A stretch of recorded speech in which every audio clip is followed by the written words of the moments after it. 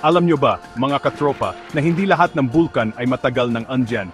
Minsan, may mga isinisilang na bulkan sa harap mismo ng ating mga mata. Ito ang kwento ng Paricutin Volcano sa Mexico. Imagine nyo ito, Pebrero 20, 1943. Isang ordinaryong araw para sa isang magsasaka na nagngangalang Dionisio Pulido. Habang nag-aararo siya sa kanyang maisan kasama ang kanyang asawa at anak, may narinig silang isang kakaibang tunog. Isang malakas na dagundong na parang kulog, pero nanggagaling sa ilalim ng lupa. Nagtaka sila, pero ipinagpatuloy pa rin ang kanilang trabaho. Ang hindi nila alam, iyon na pala ang simula ng isang malaking pagbabago sa kanilang buhay at sa buong mundo. Nang balikan ni Mang Dionisio ang lugar kung saan nanggaling ang tunog, laking gulat niya na makakita ng isang bitak sa lupa. Unti-unting lumalaki ang bitak na ito, at may lumalabas na usok na amoy asupre. Parang may humihinga mula sa ilalim ng lupa. Sa loob lamang ng ilang oras, ang maliit na bitak ay naging isang butas na nagbubuga ng mainit na abo at mga bato. Kinabukasan, ang butas na ito ay lumaki na at naging isang maliit na burol. Isipin nyo, kahapon lang, maisan pa ito, pero ngayon, isang baby volcano na ang tumutubo. Ito ang pinakaunang pagkataon sa modernong kasaysayan na nasaksihan ng tao ang pagsilang ng isang bulkan mula sa simula hanggang sa paglaki nito. Katropa, tunay na amazing ang kalikasan. Sa loob lamang ng isang linggo, ang maliit na burol ay umabot na sa taas na halos 5 palapag na gusali. Walang tigil ang pagbuga nito ng lava, abo, at mga bato. Ang dating tahimik na maisan ni Mang Dionisio ay naging sentro ng isang malakas na volcanic eruption. Ang mga kalapit na bayan ng Paricutin at San Juan Parangaricutiro ay unti-unting natabunan ng lava at abo. Ang mga residente ay napilitang lumikas, iwanan ang kanilang mga tahanan at kabuhayan. Ang tanging natira sa bayan ng San Juan ay ang tor ng simbahan na nakatayo pa rin sa gitna ng lahar. Ito ay nagsisilbing paalala ng lakas at bagsik ng kalikasan. Sa loob ng 9 na taon, patuloy na naging aktibo ang Paricutin. Lumaki ito hanggang umabot sa taas na 424 metro o halos 1,391 talampakan. Noong 1,952, bigla na lang itong tumigil sa pagsabog. Ang dating marahas na bulkan ay naging isang payapang bundok. Ngayon, ang Paricutin ay isa ng sikat na tourist destination. Maraming tao ang umaakyat dito para masilayan ang ganda at ang kwento ng pagsilang nito. Ang karanasan ni Mang Dionisio ay nagbigay sa mga siyentipiko ng isang napahalagang pagkataon para pag-aralan kung paano nabubuo ang isang bulkan. Kaya naman ang tanong, saan nga ba talaga nanggagaling ang mga ito? Ang sekreto sa ilalim ng lupa. Para maintindihan natin kung paano nabuo ang Paricutin, kailangan nating silipin kung ano ang nasa ilalim ng lupa. Deep down, sa ilalim ng Earth's crust o ang balat ng ating mundo, mayroong isang layer na tinatawag na mantle. Dito, sobrang init na kaya nitong tunawin ng mga bato. Ang tinunaw na batong ito, na may kasamang mga gas at mineral, ay tinatawag nating magma. Isipin nyo ang magma na parang isang napakainit at malapot na sabaw na kumukulo sa ilalim ng lupa. Itong magma na ito ang dugo ng mga bulkan. Ito ang source ng lahat ng volcanic activity na nakikita natin sa ibabaw ng Earth.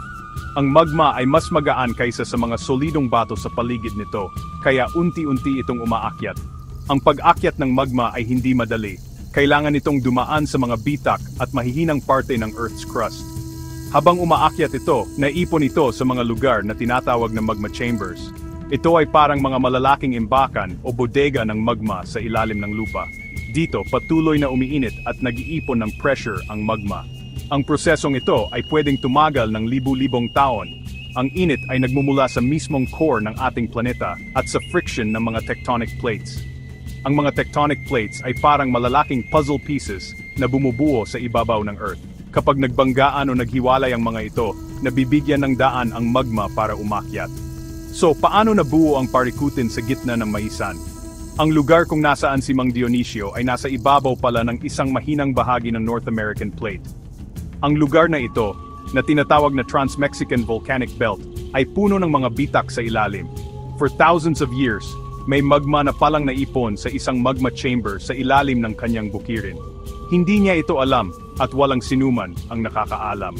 Ang lupa ay mukhang normal at payapa sa ibabaw, pero sa ilalim, mayroon nang nagaganap na matinding proseso. Ang magma ay naghihintay lang ng tamang pagkakataon para mahanap ng butas at makalabas. Ang pagsilang ng Paricutin ay isang halimbawa ng tinatawag na monogenetic volcano. Ibig sabihin, ito ay isang bulkan na sumabog lang ng isang beses o sa isang tuloy-tuloy na yugto at pagkatapos ay hindi na muling naging aktibo. Ito ay dahil ang plumbing system o ang daanan ng magma sa ilalim ay hindi kasing stable ng mga malalaking bulkan tulad ng Mayon o Taal. Nang maubos ang magma sa chamber sa ilalim ng Paricutin, natapos na rin ang kanyang kwento ng pagsabog. Pero ang tanong, ano ba ang nagtulak sa magma para bigla na lang itong sumirit palabas ng may matinding puwersa? Yan ang susunod nating aalamin. Section 3, ang pressure cooker sa ilalim ng lupa. Bakit sumasabog ang bulkan?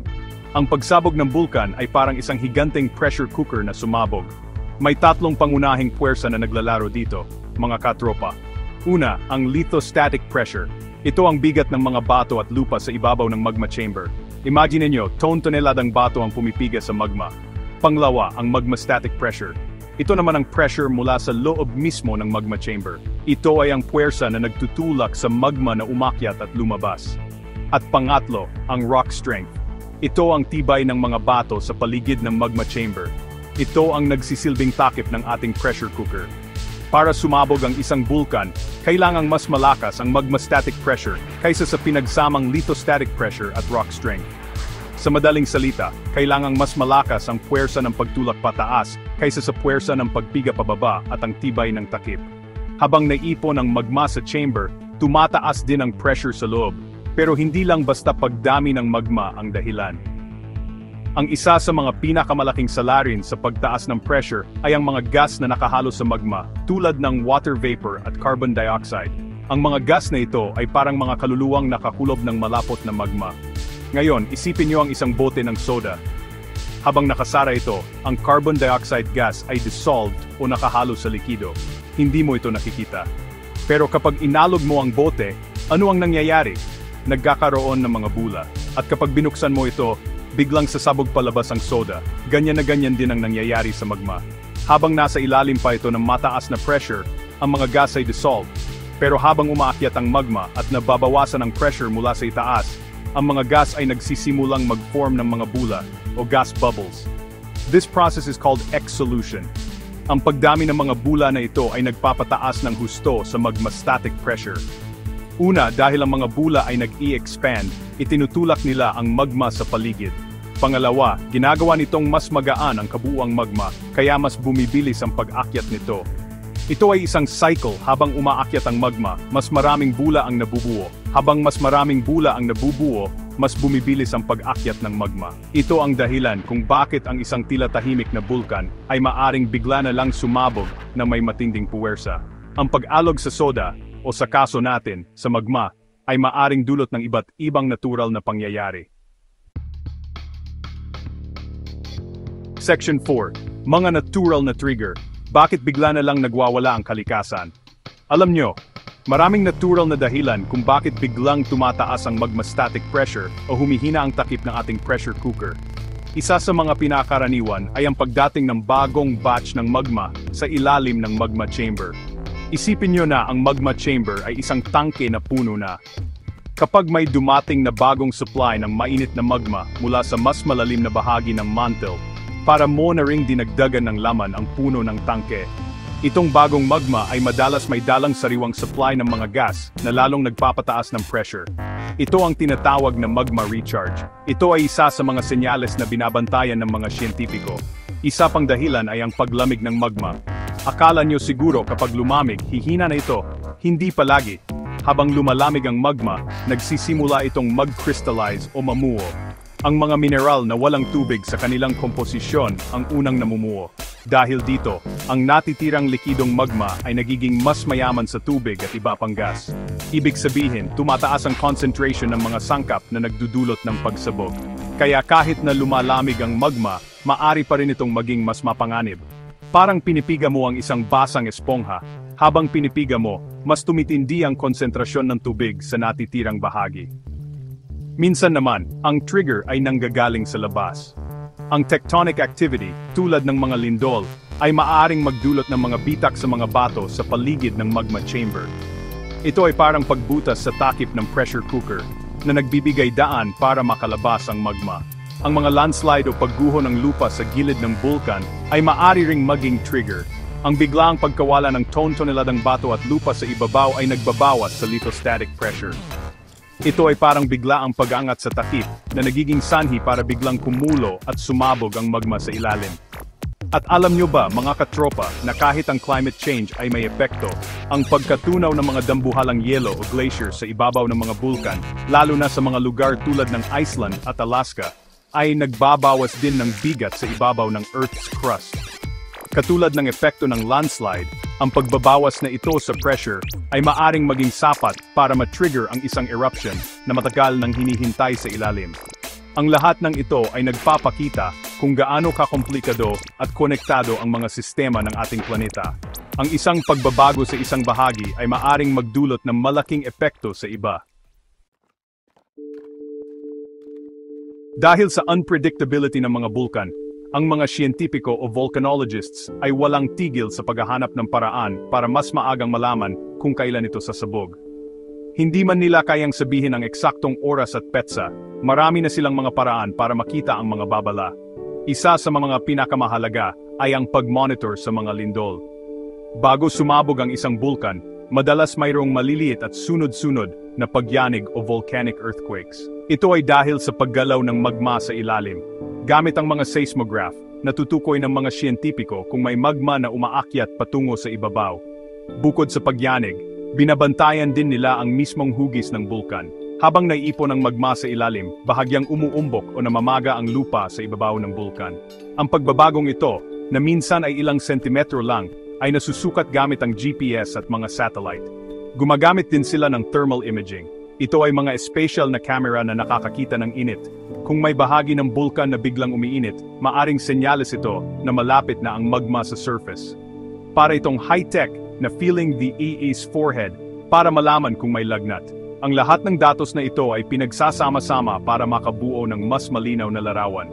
Isa pa sa mga pinaka-epektibong paraan ay ang gas analysis. Bago pa man sumabog ang bulkan, nagsisimula na itong magbuga ng mga gas tulad ng sulfur dioxide at carbon dioxide. Ang mga siyentipiko ay kumukuha ng samples ng mga gas na ito, madalas gamit ang mga eroplano o drone para suriin ang komposisyon nito. Ang biglang pagtaas sa dami ng sulfur dioxide ay isang malakas na indikasyon na may bagong magma na umaakyat at malapit ng sumabog. Ito ay dahil ang sulfur ay mas madaling makalabas mula sa magma kaysa sa iba pang mga elemento. Sa kabila ng lahat ng modernong teknolohiyang ito, ang pag-predict ng volcanic eruption ay nananatiling isang malaking hamon. Ang bawat bulkan ay may kanya-kanyang ugali. Ang mga senyales na gumagana sa isa ay maaring hindi gumana sa iba. Ang kwento ng parikutin ay isang paalala na ang kalikasan ay laging may kakayahang sorpresahin tayo. Kaya naman, ang pinakamahalagang sandata natin ay ang patuloy na pag-aaral, pagbabantay, at pagiging handa. Dahil sa mundo ng matanglawin, ang kaalaman ay kapangyarihan. Tandaan ang pag-unawa sa mga puwersa ng kalikasan ay ang unang hakbang para maprotektahan natin ang ating sarili. Abangan.